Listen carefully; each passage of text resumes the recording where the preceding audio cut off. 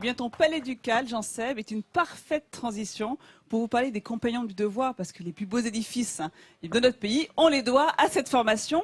Et en Normandie, à Mont-Saint-Aignan, il y a une maison des compagnons du devoir depuis plus de 40 ans. Et on a suivi un jeune apprenti, Alexandre, apprenti menuisier, qui a quitté sa Bretagne pour venir se former ici chez les Hauts-Normands. C'est l'une des institutions les plus vieilles de France. Autour de ces tables, on trouve des aspirants charpentiers, maçons ou encore tailleurs de pierre. Ils sont encore en apprentissage et souhaitent devenir compagnons du devoir. Ici, en Seine-Maritime, ces jeunes sont formés au métier de l'artisanat, mais aussi à la vie en communauté. Je veux bien un peu de patates. Dans cet environnement, Alexandre, apprenti menuisier, vit une expérience unique. Moi, je m'attendais à juste apprendre un métier. Et en plus de ça, j'ai appris à connaître des gens, j'ai appris à me connaître moi-même. C'est un peu la richesse, c'est de découvrir des personnes qui par leur métier, par leur expérience et par leur apprentissage, ils ont différentes façons de voir les choses. Cette richesse, Alexandre en profite chaque jour aux côtés de son formateur qui le guide pas à pas dans la profession. Ah, là, tu vois, il faut faire attention parce que c'est vrai qu'on pourrait le tourner et le couper à l'envers. On pourrait le confondre. Parfait, bien. Auprès de Willy Letombe, menuisier installé à Rouen, Alexandre apprend les ficelles du métier. Un bac +3 en poche, ce dernier a finalement choisi le travail du bois. Après une année passée à apprendre, Alexandre est-il prêt à entamer son tour de France? Décryptage à l'école des compagnons.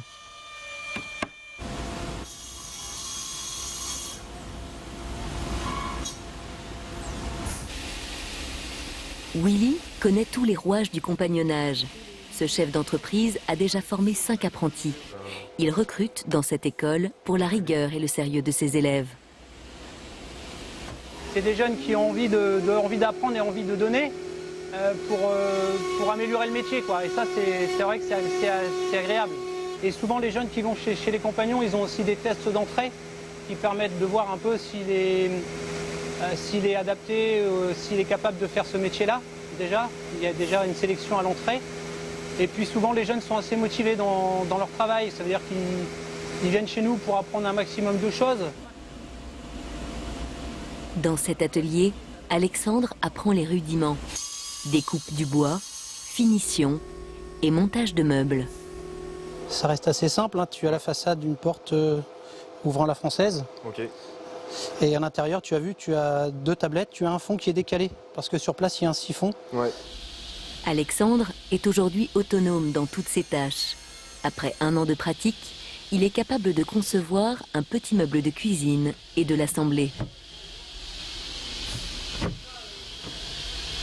Là, c'est magique.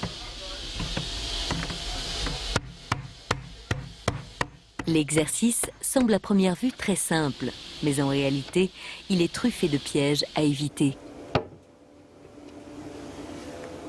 Pourquoi il claque en fait?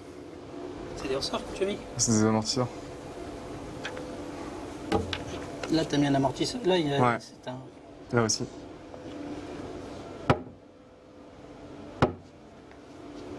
Ça bouge pas. Bah non, du fait, je crois que là, il y en a pas. Là. À mon avis, là, il faut que tu changes la charnière, elle est pas bonne. Mais la même, mais les deux. Mais les deux mêmes? Ouais, les deux mêmes. Et ça l'amortisseur se fait bien. Ça n'a l'air de rien, mais le montage de cette porte réclame une bonne maîtrise technique. C'est tout le sens de cet apprentissage qui doit donner des bases solides à Alexandre avant de s'attaquer à des travaux plus complexes.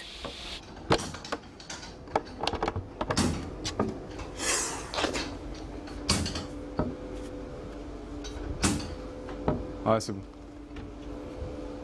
Ça ne claque plus. Pour parfaire son apprentissage, Alexandre entamera dès la rentrée un tour de France dans différentes entreprises. À l'image des compagnons du Moyen-Âge qui se déplaçaient de chantier en chantier, son voyage devrait durer au moins 4 ans. Appartenir à la corporation des meilleurs artisans du pays est un savoir-faire qui se mérite.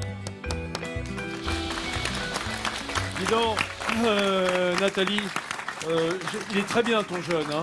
Mais avoir le meuble, tiens, on a une vue sur le port qui était splendide. Avoir le meuble qu'il est en train de monter, t'es sûr que c'est pas un tour de Suède plutôt qu'un tour de France? Bon, là, Oh, il s'agissait... Non, mais je sais pas. Non, c'est vrai. Là, il s'agissait d'un meuble de cuisine, mais une formation qui est justement très complète, qui leur permet de travailler aussi bien oui. sur des meubles, on va dire, de grande consommation, ou bien sur des choses bien plus compliquées à faire. Et d'ailleurs, j'en ai un à côté de moi pour montrer un chef-d'œuvre. Parce que pour achever leur formation, ces Là, tu compagnons, me fais ils doivent plaisir. réaliser un chef-d'œuvre. Et franchement, regardez les amis, hein, on peut quand même dire que c'est une œuvre d'art. C'est un Magnifique. apprenti. C'est un qui fait apprenti ça. menuisier qui a fait donc cette œuvre d'art pour achever sa formation. Il n'est pas encore parti en Tour de France. Il est apprenti menuisier. Donc là, il nous a fait un mini escalier en colimaçon. Et on voit quand même tout ce travail au niveau des arrondis, au niveau des courbures. C'est quand même un défi technique assez compliqué parce qu'il n'a pas les repères orthogonaux traditionnels. Donc c'est ça, c'est cette maîtrise de tous ces outils qu'on apprend aux compagnons du devoir. Ils forment à 28 métiers différents. Et d'ailleurs, Jean-Seb, j'ai une petite question Oui, pour toi. J'ai une Nathalie. colle à te poser. Est-ce que tu sais Oui. bien l'origine des compagnons du devoir, hein? Quelle est l'origine de ces compagnons? Alors ça vient de loin, ça vient du Moyen-Âge, ça vient du XIIIe siècle, les compagnons du devoir. On retrouve les origines en 1420. C'est une ordonnance du roi Charles VI qui établit les bases du compagnonnage autour d'une profession, les cordonniers. Mais c'est évidemment les plus connus, les tailleurs de pierre, qui font les cathédrales à l'époque, qui sont parmi ceux qui donnent leur lettre de noblesse au compagnonnage. Et on en retrouve des traces d'ailleurs dans les vitraux des cathédrales de Chartres et de Bourges où on voit ces compagnons. Mais il y a évidemment une origine mythologique qui remonte au temple de Jérusalem qui aurait été construit par le fameux père Soubise. Et puis on parle également d'un maître Jacques, et là ça fait référence aux Templiers. Et à la fin de l'ordre des Templiers, maître Jacques, évidemment Jacques de Molay, qui a été condamné par Philippe le Bel et brûlé. Et par rapport à ce que tu as dit tout à l'heure, les compagnons, ils sont capables de tout faire. Ils sont capables de faire Exactement. des meubles simples et ils sont capables de faire des chefs-d'œuvre. Voilà. Et la spécificité, c'est l'apprentissage. C'est parce que tu m'as jamais vu avec une notice entre les doigts. Et leur spécificité, les amis, c'est Mais t'es pas l'apprentissage. compagnon. Et c'est aussi d'avoir un très beau réseau dans le monde entier. Et autre chose très importante, il y a un très beau taux d'insertion professionnelle, car 80% de ces jeunes qui font ces formations trouvent très rapidement un travail derrière. Voilà. Eh ben Les alors, c'est garçons. pas merveilleux ça?